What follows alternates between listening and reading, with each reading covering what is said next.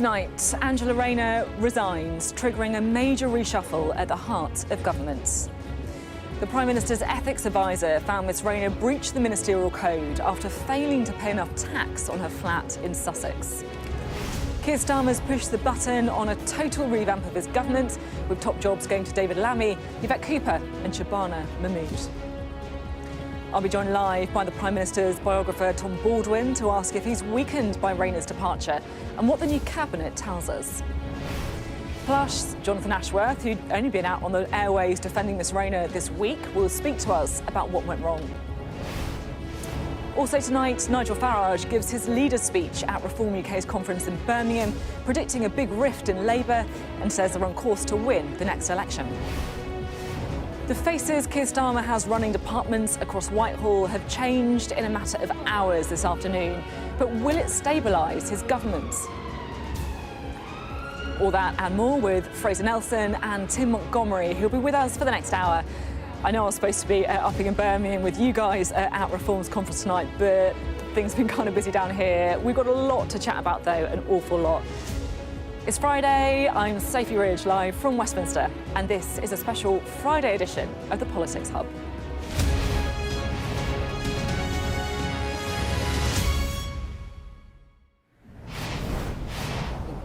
Welcome along then to a special edition of the Politics Hub on a seismic day for Keir Starmer's government after Angela Rayner dramatically resigned over her tax affairs. The Deputy Prime Minister admitted she had not paid enough tax when purchasing a flat in East Sussex, reportedly saving around £40,000 in stamp duty. Now, she said it was a mistake and she blamed bad legal advice. She said she would resign after the ethics advisor, Sir Lori Magnus, found she had breached the ministerial code. I just want to, before we start, bring you the key parts of that letter to the Prime Minister. So this is from the Prime Minister to Lori Magnus, apologies, the ethics advisor. He said, "I believe Ms Rayner has acted with integrity and with a dedicated and exemplary commitment to public service. I consider, however, that her unfortunate failure to settle her SDLT liability at the correct level, coupled with the fact that this was established only following intensive public scrutiny, leads me to advise you that in relation to this matter, she cannot be considered to have met the highest possible standards of proper conduct as envisaged by the code. Accordingly, it's with deep regret that I must advise you that in these circumstances, I consider the code to have been breached." That letter there from Lori Magnus. And although he, of course, talked about the deep regret, saying that she acted with integrity, there was no wriggle room there, really. There was a clear breach of the code, according to him. And that led to Angela Rayner then sending her own resignation letter to the Prime Minister, in which she wrote this: "I've long believed that people who serve the British public in government must always observe the highest standards.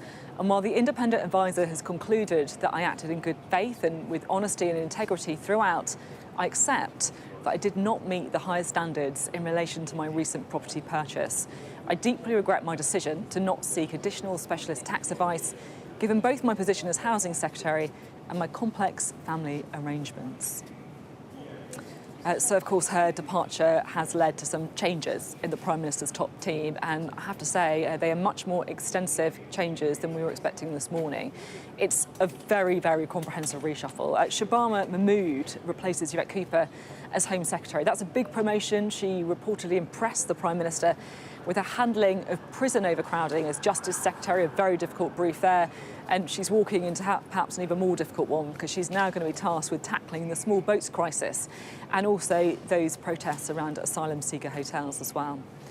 David Lammy moves to the Justice Department, so that means he no longer holds one of the four great offices of state, but he also takes on the mantle of Deputy Prime Minister, which perhaps explains that his kind of beaming smiles as he walked into number 10 earlier today. And Yvette Cooper moves to the Foreign Office, so she remains in one of the four great offices of state, although I think it's fair to say she looked a little bit more despondent as she went in, perhaps feeling like she had a bit of unfinished business there at the Home Office. Another big move, Pat McFadden the Blairite stalwart. He's going to take over a new super ministry, we're told, that replaces the Department for Work and Pensions and also incorporates the skills remit of the Department for Education. So that, we're told, is all about growth, and the thorny issue of benefits and welfare comes under his control now. Well, let's bring in our political editor, Beth Rigby, for us. Beth's escaped Downing Street. I'm still here, obviously. Beth, we've had, I guess, a pause, a moment to reflect slightly on the movements today. What's your analysis of where we're at?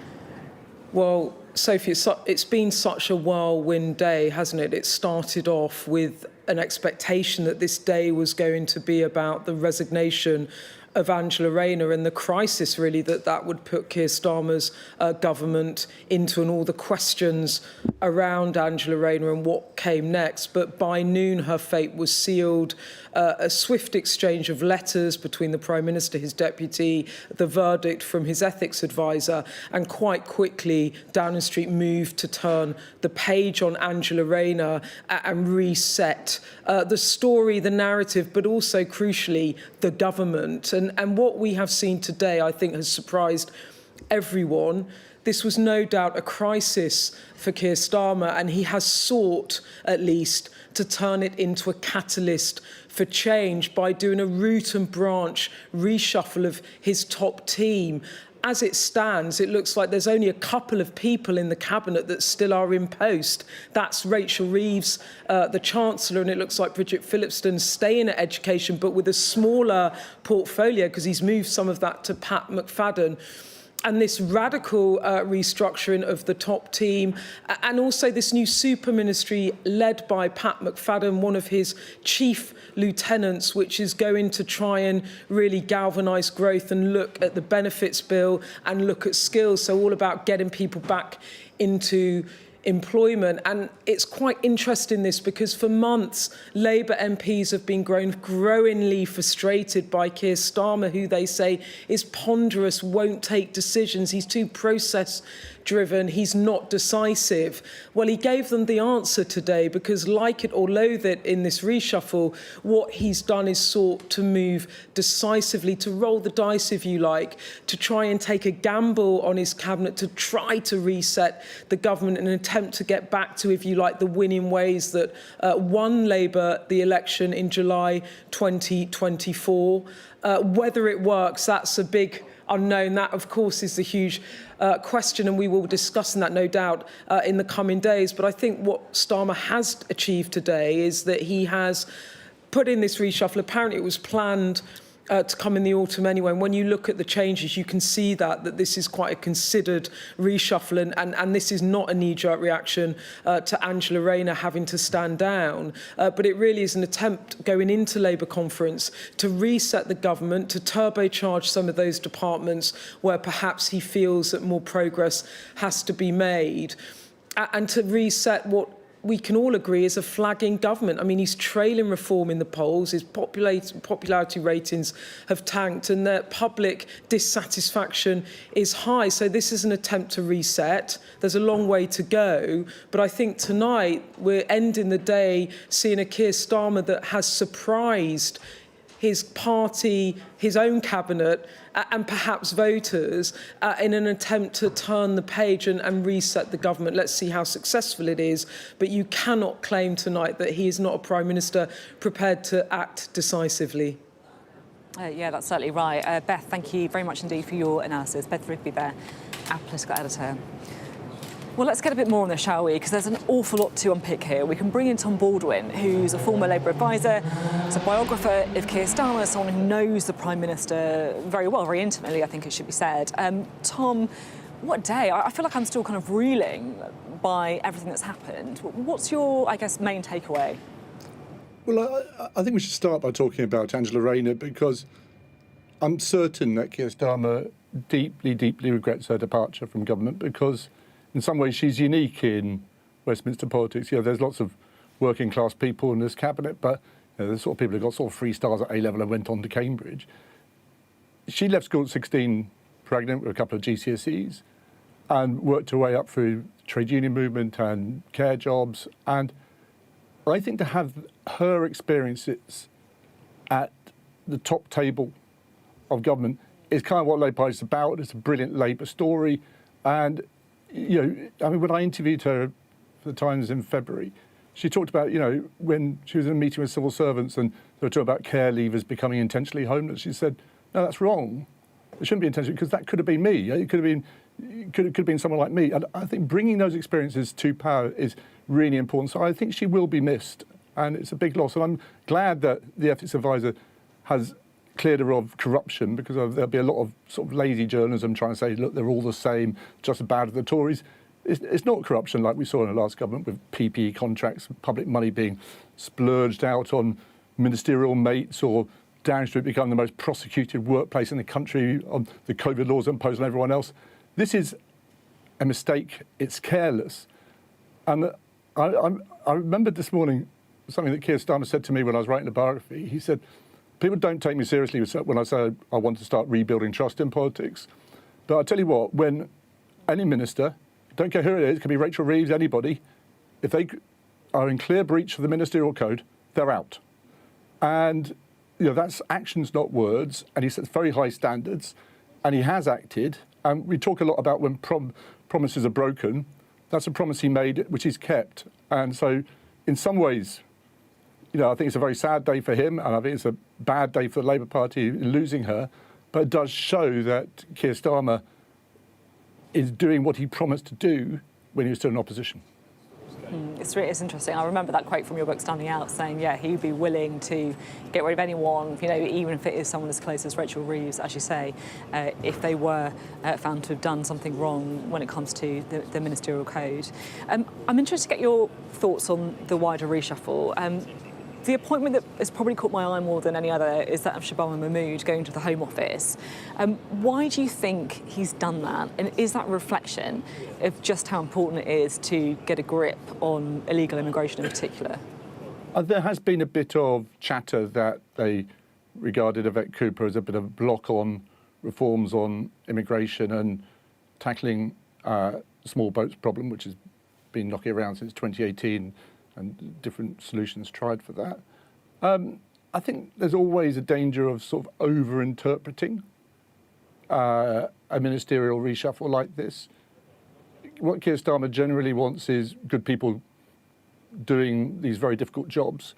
And I think he felt perhaps after a very taxing, turbulent and pretty grim year in my first year in power, there needed to be a sort of another surge of energy, a sort of sense of freshness again. So I think that's what really lies behind it. I think you can sort of over-interpret the policy direction from ministerial reshuffle. You mentioned there, and I am going to pick up on it, at the beginning of your answer, that there's been some chatter about Yvette Cooper potentially being a block. I just wondered if you could explain what you mean when you said that. I think they felt that the immigration white paper could have come sooner. And I think they were, Shabana Mahmood is a favourite of Downing Street, and I think they were impressed by the speed and efficiency which she moved on prison reforms. But this government can't spend the next 3 years talking about immigration. If it does, I don't think it's going to win the next election. This government ultimately has to tell a Labour story, has to tell story which connects with Labour Party values about what Labour Party voters want Labour governments to do, rather than sort of spend the whole time fighting on what I think is Nigel Farage's home ground. And the danger of doing that, I think, is you end up sort of saying Nigel Farage's right to say this is some existential crisis when small boats represent 3% of immigration. I think if you say Nigel Farage is right about some things, it's quite hard to tell people that they really shouldn't vote for him. And you do need to build a contrast between the far-right, populist, Trumpian, trust-like economics that Farage would inflict on this country, someone who wants to exploit problems rather than solve them, and a Labour government with Labour values who are trying to improve our public services, make it fairer, make it a fairer country, improve opportunity for young people. These are that's what Labour voters want, I think, and I think we haven't heard enough of that kind of agenda. Interesting. The other, I guess, quite significant move was Pat McFadden and this expanded super ministry, work and pensions, but also skills. What do you think the thinking is there? I guess it's partly a reaction to the fact they didn't manage to get those benefit reforms through. Yeah, I think they're going to have another go at welfare reform.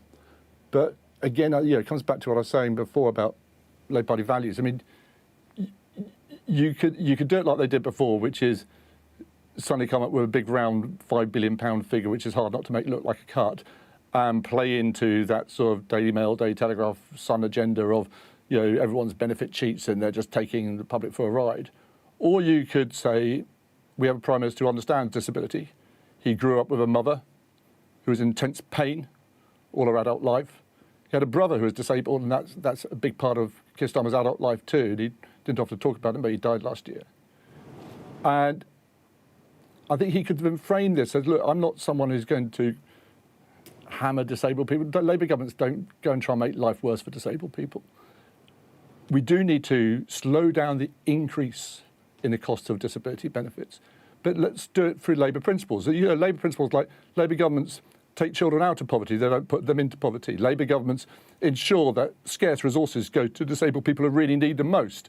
And Labour governments ensure that young people who can work get the opportunity to work. And I think to try and combine welfare reform with opportunity is actually a really interesting thing. And I think Pat McFadden's always been really keen on this opportunity agenda.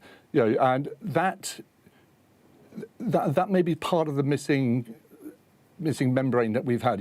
We've had lots of headlines which don't feel like they're very Labour, £5 billion disability cuts, rather than a Labour agenda which is about taking children out of poverty, improving opportunity for young people and getting people off benefits and into work where they can really build a better life for themselves. That's what Labour government does. Just to squeeze in one final question, if I may, briefly. You said at the beginning that Angela Rayner is a loss, clearly a loss. But then we also talked about some of the movements in the reshuffle. Do you think today has left Keir Starmer in a stronger or a weaker position overall? I think she is a loss to the government. I think she's a loss to I think she should be a loss to any government, but particularly this Labour government who need that connection with real life, and sometimes it does feel a little bit remote and technocratic. I think the lesson that Keir Starmer's taken from the first year is that he needs to tell a better story about his values, his life experiences, the change that Labour wants to bring to this country. It's not just about changing the Labour Party, it's about changing the country. And I think he needs to, in the end, the character of the government is not going to be made by who is Work and Pension Secretary or who's even Deputy Prime Minister. The character of government is set by the Prime Minister, and I think we need to know more about his character and hear more of his character, which I think he does have values which actually reflect the vast majority of decent, tolerant British people. And that embodies the contrast with a Reform Party which hasn't been properly scrutinised, which a lot of people are attracted to because it's a sort of feeling at the moment. But if they're standing for government, they will come under the spotlight. We will find out whether their sums add up, what their trust-like economics would do to this country, what the Trumpian politics would do to all the things that we hold dear. And I think that contrast needs to be made between Labour values and Reform values. We'll be talking about reform a bit later on the programme as well. Tom, always good to speak to you. Tom Baldwin, their biographer of Keir Starmer. So, rearranging the deck chairs or a cabinet sea change wouldn't be a reshuffle without a couple of puns in the way, would it? Sky's deputy political editor Sam Coates is standing by for us in Westminster and is going to decode the reshuffle. Sam, what do you reckon? Well, I think nobody really expected a reshuffle on this scale this morning when they woke up, because of the departure of this woman, Angela Rayner, who's lost 3 jobs. Here's the cabinet table from when Keir Starmer came into office. And I'm just going to point at some of the people who have changed jobs. There we go. She's lost her job. She's changed job. He's lost his job. He's changed job. There's a lot of change. And I think that's one of the most striking things about what we've seen today. So let's go through some of the things that it's meant. If we come over here, first of all, one of the big gainers is David Lammy. He becomes Deputy Prime Minister. The job of Deputy Leader of the Labour Party, that hasn't been allocated yet. There'll be a vote soon. But he also moves to the Justice Department. Now, that's a smaller job, arguably, than Foreign Secretary, but the Deputy Prime Minister job will keep him happy. This is the one person that didn't move, and it felt like so much of this reshuffle was about making sure Keir Starmer and Rachel Reeves are OK. Now, interestingly, so much of the criticism about this government is about what's going on in the Treasury. They're not dealing with that, and Keir Starmer's basically moving every other deck chair, but she stays safe. So let's look at the people that do move. The first one is Home Secretary Shabana Mahmood. She was Justice Secretary. She's moved into the role. To be honest, for me, this is one of the biggest and most surprising decisions today, because Yvette Cooper, who was in the job until this morning, has spent years working on the most controversial brief because of the rise of Reform UK, the problem of small boats. It seemed that Yvette Cooper had worked out a pretty wide-ranging policy response to that. There was a treaty with France, plan for small boats, one in, one out, and had made repeated statements updating policy just last week. And now she's gone, replaced by the former Justice Secretary, who is on the flintier side of the government, prepared to take tough decisions. Yvette Cooper, maybe she's a bit disappointed to be out of a brief that she knew so well. She was Select Committee Chair before she was Home Secretary. Now in the Foreign Office, for sure, she's passionate about Gaza. She was one of the first cabinet members to push for the recognition of a Palestinian state, and she negotiated with that treaty with France. But this feels like a fresh brief, a bit of unknown for her at a point where foreign affairs dominates Keir Starmer's time, certainly more than anybody else. This is an interesting move. Pat McFadden goes from basically by the side of the Prime Minister in the Cabinet Office to the work and pensions brief. And it's been a bit of a change as well. It's not just work and pensions, it's going to be taking in the skills brief out of the Education Department as well. Now, why is that?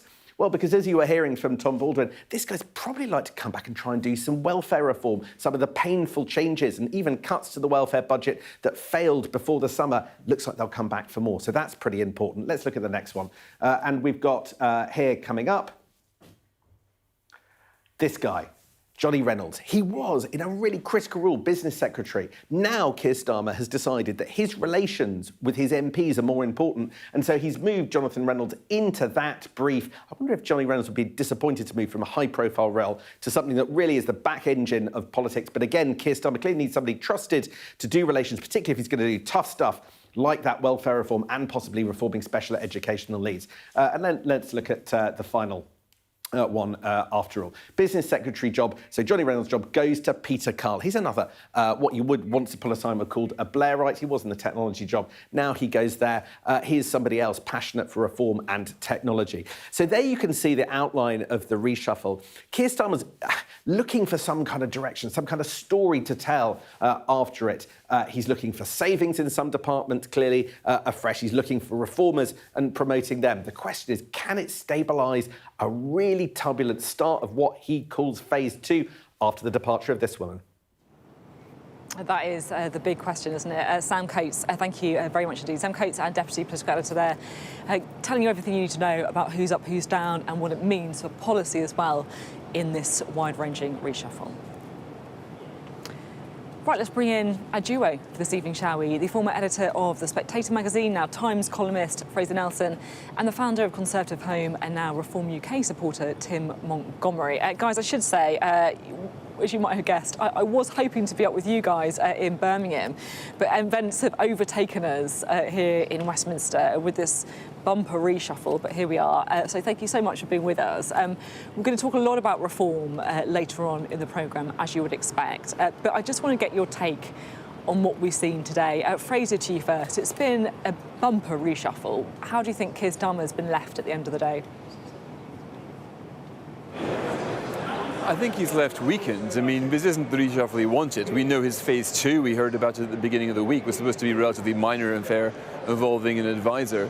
But Angela Rayner was not just his deputy, she was his shield, she was a kind of lightning conductor for him, a buffer, handling tension with the rest of the party. When she left, he's now more exposed, so has had to make lots of other pretty big changes. His hand has been forced by this debacle, a debacle which his office certainly should have seen coming.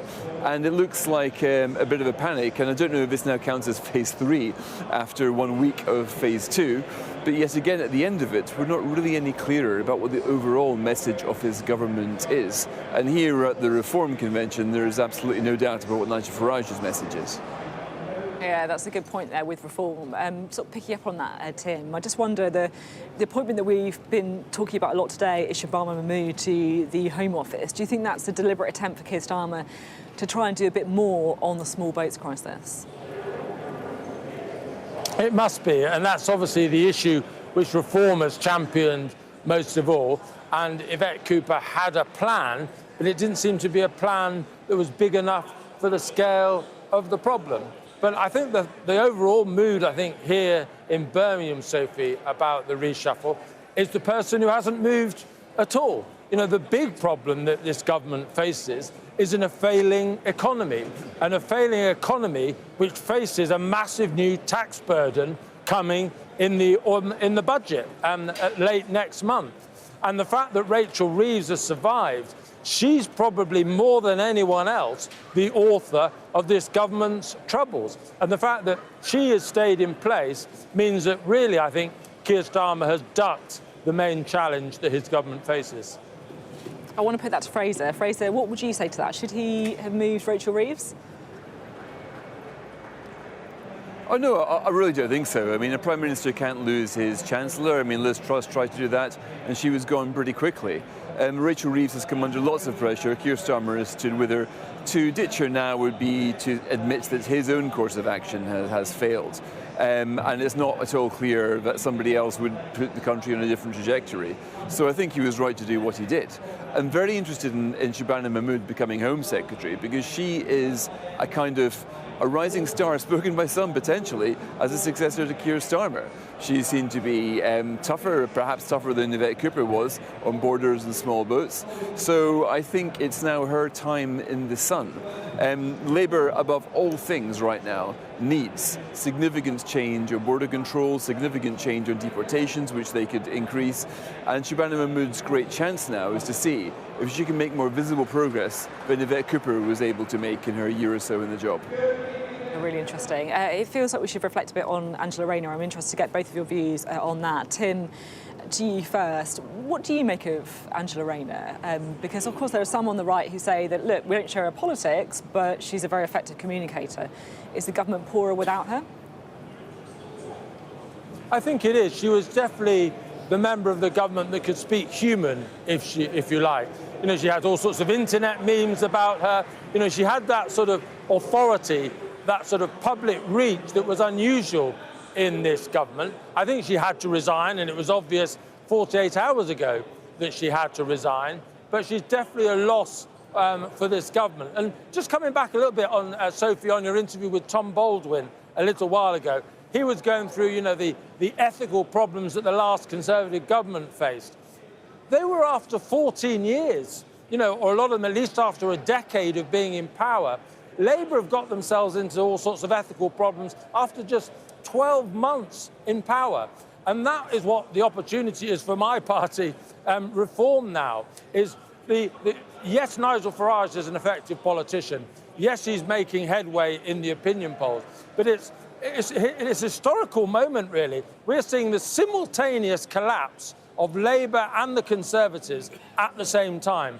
And it's that ethical collapse, that collapse in failure to deliver, that's what's creating the great opportunity for Nigel Farage, and which meaning Reform is ahead in the polls. And I'm afraid the whole Angela Rayner episode just reinforces that in perhaps the most, you know, the biggest way possible. I would come in on that slightly because, you know, Reform have seen their own issues as well, right? You know, you've lost a few MPs because of personal scandals. Are you really the party to say that we're, you know, whiter than white, cleaner than all the others? Well, if you take an issue, for example, with some of the things that Nigel Farage has faced, you know, since he's been leader, he's chopped MPs that he's disagreed with, like Rupert Lowe, immediately. There has been no sort of hanging around on that issue. He dealt with it very quickly. And I think, you know, ultimately, Sophie, the public gives their verdict. And at the moment, you look at the opinion polls, people are seeing that Nigel Farage is a decisive leader in a way that Keir Starmer wasn't. I think most people in Westminster I've talked to over the last 48 hours, they knew Angela Rayner had to go 48 hours ago. The only people who really didn't seem to know that were Keir Starmer and members of the cabinet who got themselves into all sorts of pretzel shapes over the last 48 hours trying to defend the indefensible. People knew she hadn't paid enough taxes, and that should have been enough for the housing minister not to have paid enough taxes on a house purchase. OK, thank you both very much indeed. Great to have you both there. And don't go anywhere, because I'm going to come back to you very soon indeed. Well, look, what we thought was going to be the main story tonight, as you can see, is Reform UK's party conference in Birmingham. It's a very, very big story for us still, of course, but the moving events have also nudged their way onto the news agenda, shall we say. Party leader Nigel Farage struck a triumphant tone in his speech earlier. He welcomed the former Culture Secretary Nadine Dorries to the stage after she defected to the party from the Conservatives and said that his party is on track to become the next government. Let's take a listen to what he said. Here's Sky's political correspondent Rob Powell's report. Hi, Nigel! Right, stop, please. Political rough and tumble tends to follow Nigel Farage. The Reform leader stepping into conference, having claimed former Tory minister Nadine Dorries as his latest defector. Mr Farage, you are home for failed Tories now. Well, I think Nadine has been rather successful in life, don't you? A party on the up and hungry for more. Any more defections today? Not today, not today. Gone for the day. Just give me a couple of weeks. A far cry from the ramshackle Farage-led affairs of yesteryear, Reform wants to frame this as the moment the party professionalises. Though unexpected sights can still creep in, while events in Westminster also found their way to Birmingham. So we have been expecting Nigel Farage's big leader speech later this afternoon. We've just been told it's been brought forward by 3 hours and is about to start now. Reform clearly trying to seize the moment, given the news of Angela Rayner's resignation, and put their leader front and centre. Never knowingly unsubtle, Nigel Farage not missing his chance. And it screams to entitlement. It screams to a government that, despite all the promises that this would be a new, different kind of politics, is as bad, if not worse, than the one that went before. The great disruptor now applauding those he once attacked. And I'm proud to welcome her onto the stage now. Nadine Dorries, once a close ally of Boris Johnson, now declaring the Tories dead. The Reform leader insisting his party is no second coming, but something new. I promised you a year ago I would professionalise the party. Have a look around you. Have a look at this conference. Allies also putting the boot into the government. Complete chaos. They've lost their Deputy Prime Minister. They're all over the place. And you've had a fair bit of chaos in your party too, though. There's nothing chaotic about this. We have got some really high-quality people coming in, people that want to be part of this great movement. So we 100% will be ready for government when the next election comes. Would Reform bring more stability, given you've had a bit of chaos? It's not difficult, is it, with this bunch we've got in at the moment? There's no stability there at all. We've seen what's happened today with Angela Rayner. We've seen the state they've put this country in just a year. Just imagine what state we're going to be in 3 years' time. You talk about stability, you're having a laugh. So what do members make of it all? The top brass say we want to show that we're a party ready for government. Do you believe that that's the case?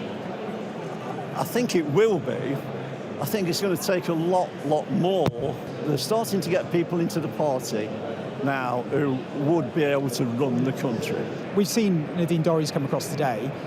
Are you a bit worried that taking in ex-Tories, Reform starts to look like what came before? I think there's enough of other people that were here beforehand. I also do think it's important to start to try and get something new. So I'm hoping that it won't be a flood from other parties.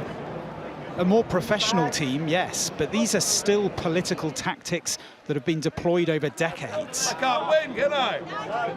For now, it all seems to be hitting the mark. Rob Powell, Sky News in Birmingham.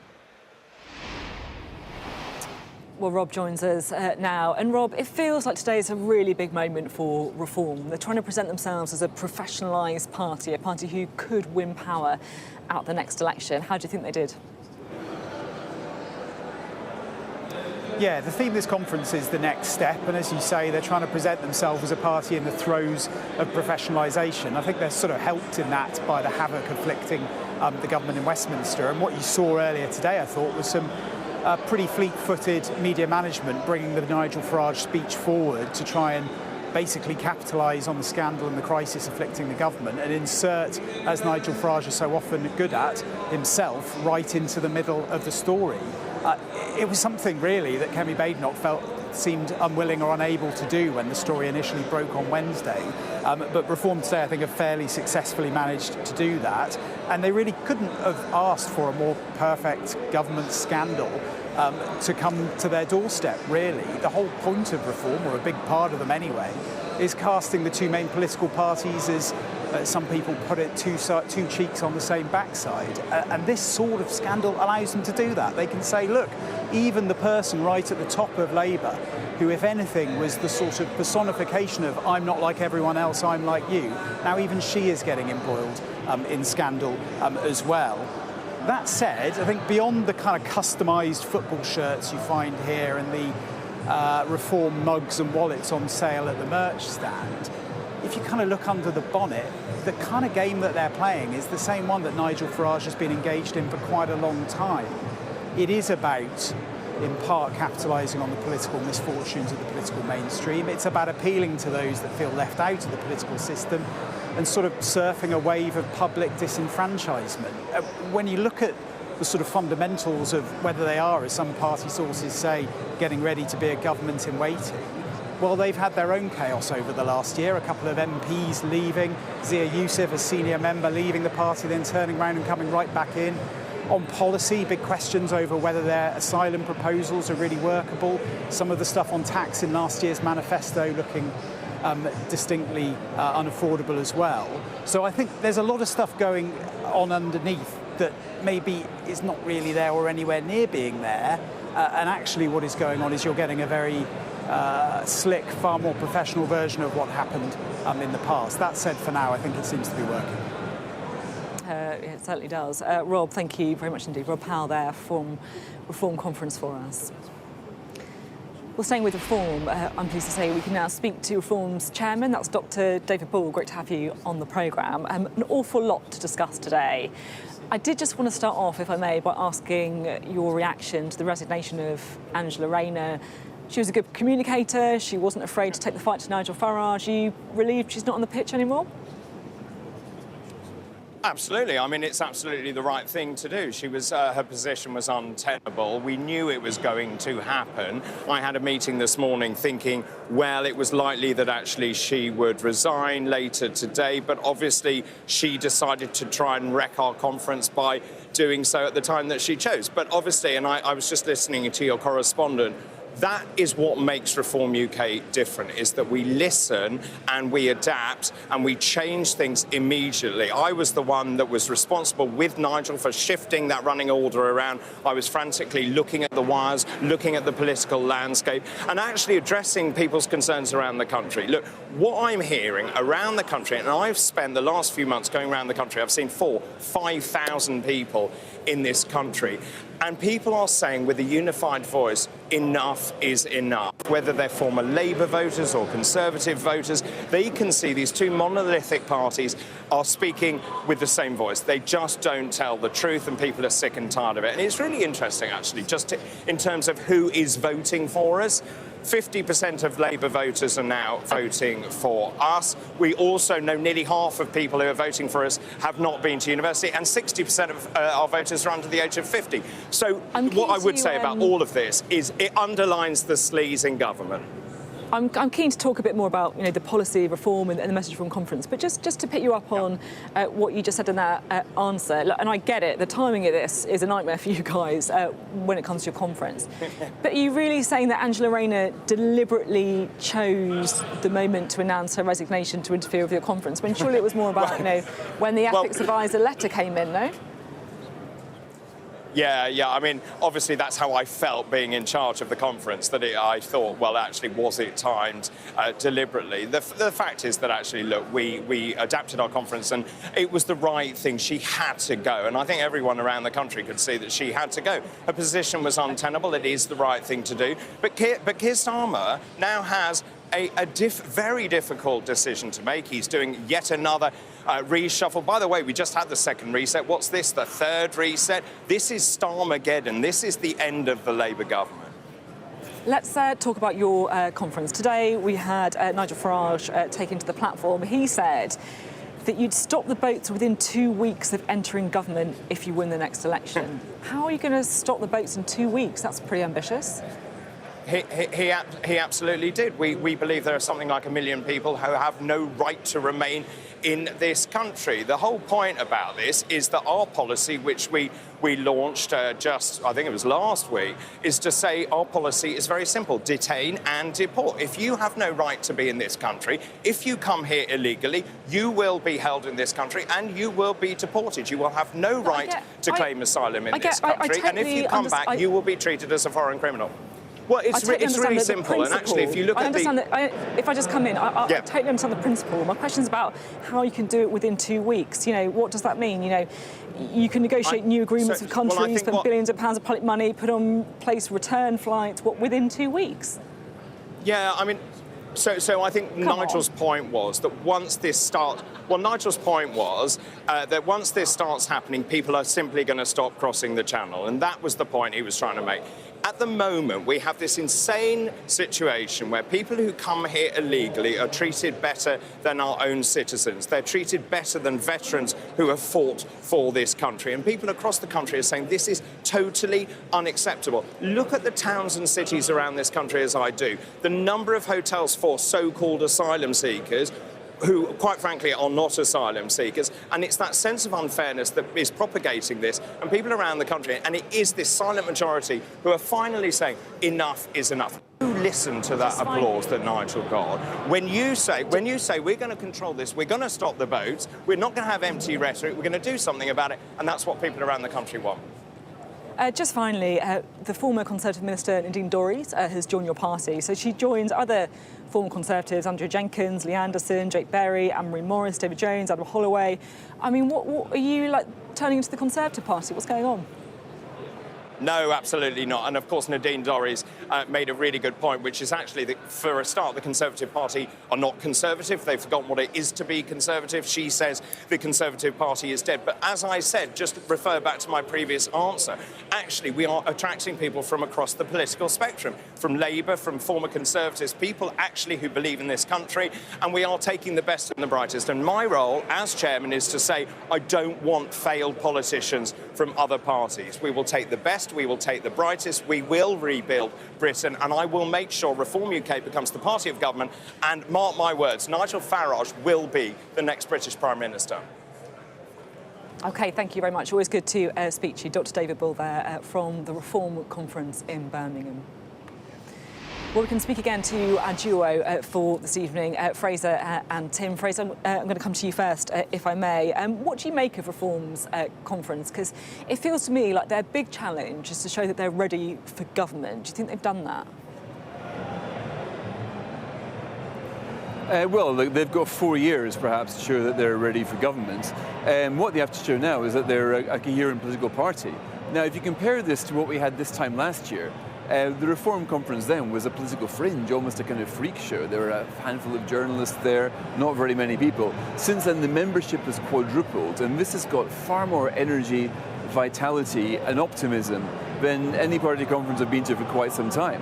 In fact, what it reminds me of is the SNP conferences about 10 years ago, with the Nicola Sturgeon phenomenon. She also quadrupled membership, and she gave people a cause to believe in. And that really transformed the kind of vibe and the energy, which is translated into an incredible fighting force. I think the same thing is happening here in Birmingham.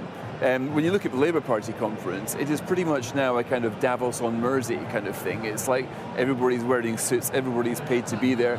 One of the healthy signs of a party conference is what you might call the suits to civvies ratio. Like how many people are dressed normally and how many are dressed like me because we're one way or another paid to work here. The Reform Conference is full of volunteers who are here because they're interested in what they've got to say. Our auditorium is throbbing. Now, I haven't seen that for a very, very long time for any Westminster party. And I think that is the test they have to pass today. Not whether they're fit for government, but are they a proper fighting force, one which is going to make a decent stab at Scotland, perhaps even take the Welsh Assembly next year. Right now, all systems go on that front. That's really interesting. Let's go to Tim now and pick up on some of what Fraser was saying. It was interesting there hearing Fraser talk about the number of ordinary people, the number of members, the number of people who believe in the cause at conference. How much of a responsibility do you think Reform now have to do justice to that faith? Because, look, we have seen policies that, you know, do they add up, do they not? We've seen MPs resigning over scandal. What do you feel that responsibility, Tim, to those members? This is what gives me nightmares, to be honest, Sophie, because, look, there is some opinion polling that says a lot of British people are giving up on democracy. And they're giving up on democracy because, first of all, they've seen the Conservative Party fail in office, do the opposite of what they said they would do. And now, a government which has only been in power a year is also, in the view of many people, failing before people's eyes. If Reform is fortunate enough in a few years' time to form government, and it fails as well, we're not just looking at a crisis in the Conservative Party or Labour, we're looking at a crisis in British democracy. So Fraser's right, I agree with everything he's just said. The Reform Party isn't ready now for government, but it needs to be ready and properly ready in 3 years' time, which is, you know, a likely date for the next election. That's the challenge that this party faces. Really interesting and very well summarised by both of you, I think. Thanks very much indeed for being with us tonight. Well, back to the events here in Westminster. We can take a closer look now at what sparked today's reshuffle, the resignation of Angela Rayner. Of course, her going has been seen as a major loss to the Prime Minister, one time a darling of the left and the trade union movement, a woman who rose to the very top of British politics with, you know, a pretty inspirational backstory, I should say. Sky's Tamara Cohen has been having a look at her career. Mr. Speaker, let me put this to him simply. If it was a police officer, a teacher, a doctor, we would expect the independent process to be followed and not changed after the verdict. It's one rule for them and one rule for the rest of us. An outspoken and unconventional politician, Angela Rayner was never afraid of taking the fight to her opponents. They're using the rules as it seems fit for them, and actually now people are seeing it's one rule for them and one rule for everybody else. It's a disgrace what they've done. They've undermined Parliament, they've undermined our democracy. But a row over property tax found her on the receiving end of difficult questions. Just to be clear, you've referred yourself to the Standards Commissioner, you've contacted the tax revenue and said you could be liable for more tax. Presumably you deeply regret this because of potentially the fallout for you. Do you think your position, Angela Rayner, even though you've explained it, do you think it's sustainable? Do you think you can carry on as particularly Housing Minister?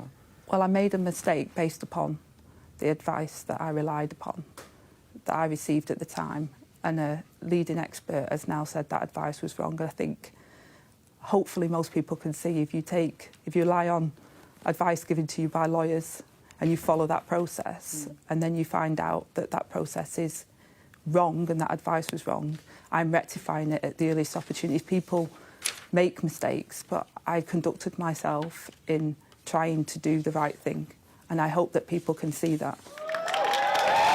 Angela Rayner's route to the top of government was an unusual one. Born in Stockport, she left school at 16 whilst pregnant and with no qualifications.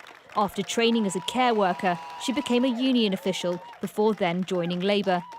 Speaking before she entered government, she said she initially found Parliament an alien environment. When you got to Westminster, did you just think there's no one like me here? Was it lonely or difficult? I didn't understand that it was such a big network here. I'd never, I've been to London a couple of times as a union rep to our headquarters for the union, but before then, when I was growing up, my world was 3 streets on the estate I grew up in. I didn't even go to Manchester. I lived in Stockport, which is a town just outside of Manchester. Manchester was a huge thing, never mind London, never mind, you know, politics and government.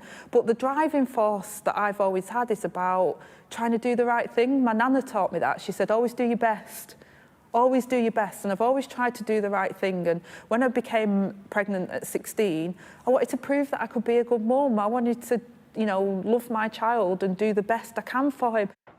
First elected to the Greater Manchester seat of Ashton-under-Lyne in 2015, Angela Rayner was appointed Shadow Education Secretary by Jeremy Corbyn. Seen as on the left of Labour, she was one of a handful of MPs who backed him when he fought a leadership challenge after the EU referendum. She remained in his shadow cabinet throughout his time in office and through the Brexit battles, establishing a reputation for plain and colourful speaking. It came out of the first day of talks and the Europeans got exactly what they wanted and, you know, we rolled over and let them tickle our bellies. Tipped as a leadership candidate, Angela Rayner instead ran and was elected as deputy to Keir Starmer after Labour's 2019 election loss. The two had their ups and downs, Starmer trying, though ultimately failing, to demote her after disappointing local election results in 2021. After a power struggle, she landed a bigger job and solidified her position as a popular and influential voice on the left of the party. And what a contrast to a government that is taking £1,400 out of the pockets of a nurse. Over £2 billion that they're giving to taxpayers' money has been dished out to their Tory donors and mates and ministers. But she sometimes went too far and was criticised later that year for calling Conservatives scum. You said last night, we cannot get any worse than a bunch of scum, homophobic, racist, misogynist, absolute pile of banana republic Etonian piece of scum. Is that the kind of civility that the Starmer-Rayner Labour Party envisages? Well, look, that was post-watershed, as we'd say, with a group of activists at an event last night. She eventually apologised for those comments, but didn't shy away from confrontation in the Commons. Mr. Speaker, I know that it's great to be here with the Right Honourable Lady, the Shadow Secretary of State, for the future of work. We know the future of the job that she has in mind. Mr. Speaker, I've heard on the grapevine there might be a vacancy for Prime Minister soon, so maybe I should have aspirations. Rayner was prominent in the election campaign as someone who could speak to the party's heartlands, a contrast to Starmer, the reserved former barrister. In government, she was made Deputy Prime Minister, as well as her cabinet job overseeing changes to planning and house building and reforming workers' rights. My mission is not just to build houses, it's to build homes, because we cannot build at any cost. These new homes must be warm, secure, and most importantly, safe. I know firsthand the difference a decent home can make. When I was growing up, we didn't have a lot, but we had a safe and secure home. Today, not everyone does. But questions about her property arrangements started to emerge even before the election. Inquiries by the police and the tax office into homes she owned in the northwest seemed to put her in the clear. It was the purchase of a house on the south coast that proved her undoing, with the Standards advisor finding that she had acted in good faith but had not taken enough care to ensure she paid the correct tax. This touched on personal matters, her divorce and arrangements to support her disabled middle son. She said the strain on her children had been unbearable. Brought down by the type of scandal she had so often called out, Keir Starmer paid warm tribute, saying she would remain a major figure in our party. Once talked of as his successor, the door to a comeback still left ajar. Tamara Cohen, Sky News. Now look, it's starting to get a bit dark here on Downing Street. You know, we've been down here for most of the afternoon now, and it's a day that has taken us to a place where, I'll be frank, I didn't expect this morning, and most of the journalists around here didn't expect either. Because it started off, of course, with the resignation of Angela Rayner, as Tamara's package was just really outlined there. Someone who performed such an important role to this Keir Starmer government and this Keir Starmer project as well. A voice for the working class and a voice of the left, really, who also have the trust and friendship with the Prime Minister as well, but it ended in a completely different place because it's been pitched as the big chance for Keir Starmer to reset. And I'll say two things on that. The first thing that I'll say is that he has, I guess, quite successfully managed to change the narrative away from that original resignation. So that will be seen as a win. But at the same time, of course, the reason that he's having to reset in the first place is because of some policy failure and the polling failure, because look, the polls have really been pretty catastrophic in the last year for Keir Starmer. Is this the reset that is going to turn things around? I think we can bring in John Craig, our chief political correspondent. John, I've just been trying to reflect here on really an important day for Number 10 and for Keir Starmer. What are your reflections? Well, it's a bigger reshuffle than we were expecting. When we knew that Angela Rayner had quit, we thought, perhaps 2 or 3 moves. Yes, we knew that she'd have to be replaced at housing. I thought perhaps he would not appoint another Deputy Prime Minister, but he has, David Lammy. He's a big winner. We saw the big grin on his face when he walked up Downing Street. But there must be up to about a dozen changes here. A lot of movement, sideways movements for various ministers. Some big surprises. What has Lucy Powell done wrong, the Leader of the Commons? What has Ian Murray done wrong, the Scotland Secretary? He was furious about his resignation. Why has Jonathan Reynolds, seen as one of the government's better communicators, been given the job of Chief Whip, which is a job where a non-speaking part really, and it's discipline in the House of Commons. There are some strange moves. John, thank you very much indeed. John Craig there, who was beside me, of course, for so much of today.